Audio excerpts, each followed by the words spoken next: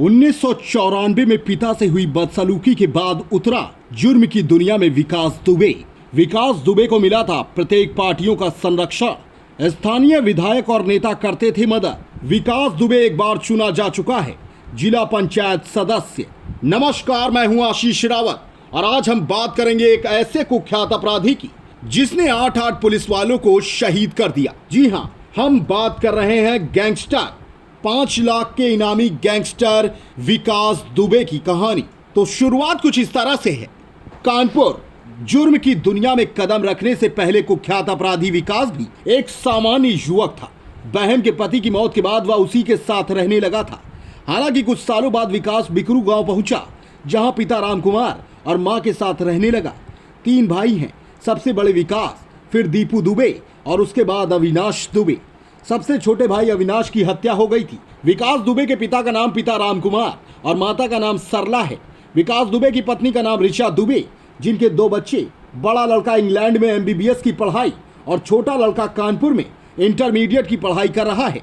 जबकि विकास दुबे की बहन का नाम चंद्रकांता तिवारी, भाई का नाम दीपू दुबे और उनकी पत्नी अंजलि बीते 10 सालों से ग्राम प्रधान हैं, जिनको अच्छे कार्य के चलते राष्ट्रपति APJ अब्दुल कलाम ने पुरस्कृत भी कर रखा है। यह रहा विकास दुबे का परिवार। विकास दुबे ने अपने ही गांव में एक किले नुमा मकान भी बनवा रखा था। इस मकान की खासियत यह थी कि कोई तीसरा भी इस किले नुमा मकान के भीतर की गतिविधियों से बेखबर रहता था, जबकि इस किले नुमा मकान से चारों तरफ का लोकेशन आसानी से लिया जा सकता था। अब आइए आपको बताते हैं यहीं से शुरू हुआ विकास की जरायम की दुनिया में कदम।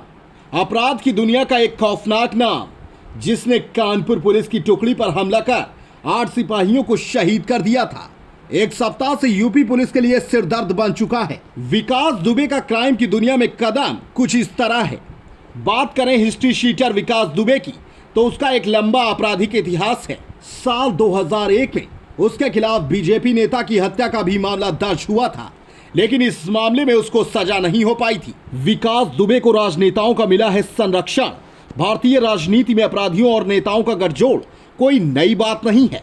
विकास दुबे 90 के दशक में जब इलाके में एक छोटा मोटा बदमाश हुआ करता था, तो पुलिस उसे अक्सर मारपीट के मामले में पकड़ कर ले जाती थी, लेकिन उसे छुड़वाने के लिए स्थानीय रसूखदार नेता, विधायक और सांसदों तक के फोन आने लगते थे।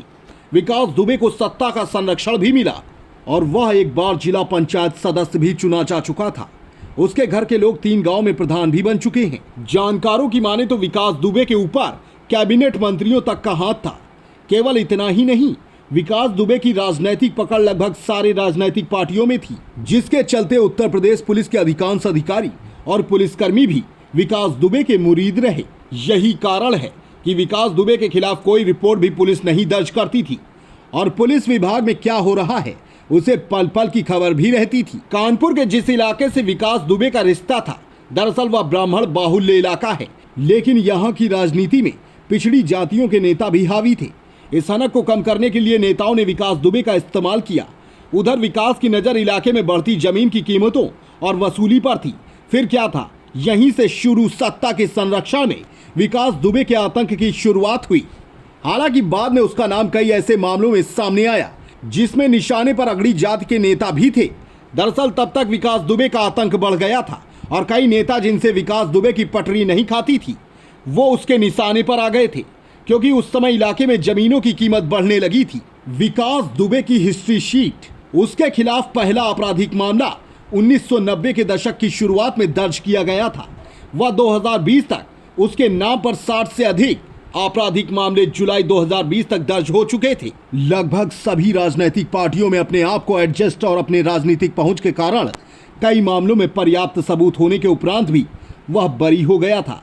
केवल यही नहीं, राजनीतिक पकड़ मजबूत होने के कारण उत्तर प्रदेश पुलिस विभाग में खासी पकड़ विकास दुबे की रही है। विकास दुबे ने युवावस्था में सबसे पहले अपना स्वयं का गिरोह बनाया। वह हत्या और भूमि हत्याने सहित कई आपराधिक गतिविधियों के साथ अपराध की दुनिया में कदम रखता गया।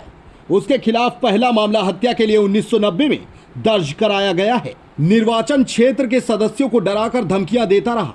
वह पूर्व में भारतीय जनता पार्टी का कार्यकर्ता रहा तथा बाद में हरिकिशन श्रीवास्तव के साथ इसने बसपा ज्वाइन कर ली थी। 2001 में उसने एक भाजपा नेता संतोष शुक्ला जो उस समय राज्य मंत्री था, उसको शिवली पुलिस स्टेशन में मार दिया। कई पुलिस वालों ने शूटिंग देखी, लेकिन बाद में गवाहों के अभाव में दुबे को बरी कर दिया गया। कानपुर के मोहिनी नेवादा गांव की जिस 6 बीघा जमीन पर हक को लेकर उसने राहुल तिवारी को थानेदार की ही मौजूदगी में पीटा था, वह जमीन भी विकास के रिश्तेदारों ने गलत तथ्यों के आधार पर अपने नाम कराई थी। विकास ने इसकी पूरी तैयारी की और फिर खेत मालिक के शव का अंगूठा लगवाकर वसीयत बनवा ली गई। 1 जुलाई को करीब 100 लोगों ने ट्रैक्टर से खेत जुतवा लिया था। जब राहुल तिवारी ने पुलिस से इसकी शिकायत की तो विकास ने पुलिस को लाशें बिछाने की चुनौती दे डाली और जब पुलिस ने उसके यहाँ दबिश दी तो उसने इसे सच कर दिखाया। बिठूर रोड पर स्थित गांव मोहिनी नेवादा की इस 6 बीघा जमीन की कीमत करीब 1.5 करोड़ रुपया की जा रही है। गांव वालों के मुताबिक जमीन के मालिक लल्लन शुक्ला के 3 बेटियां ज्योतिमा, प्रतिमा और सरिता हैं। ज्योतिमा की शादी गौरी लखा निवासी बबलू तिवारी और प्रतिमा की शादी जादेपुर निवासी राहुल तिवारी से हुई है। सरिता की अभी शादी नहीं हुई। लल्लन ने उन्नाव के गौरी निवासी भांजे सुनील शुक्ला को अपने घर पर रख लिया था। साल भर पहले लल्लन की संदिग्ध हालात में मौत हो गई थी तो सुनील शुक्ला ने शव से अंगूठा लगवाकर अपने नाम जमीन दान करने की वसीयत करा ली। फिर यही जमीन उसके नाम हो गई। जब यह बात उजागर हुई तो लल्लन की बेटियों और दामादों से सुनील शुक्ला का विवाद शुरू हुआ। राहुल तिवारी ससुराल में रहने लगा और जमीन वापस पाने के लिए कानूनी लड़ाई शुरू कर दी। तर्क दिया कि लल्लन शुक्ला पढ़े लिखे थे और हस्ताक्षर किया करते थे, मगर सुनील ने जो दस्तावेज पेश किए हैं उसमें अंगूठा लगाया हुआ है। इस बीच राहुल ने जमीन का कुछ हिस्से पर कब्जा भी ले लिया।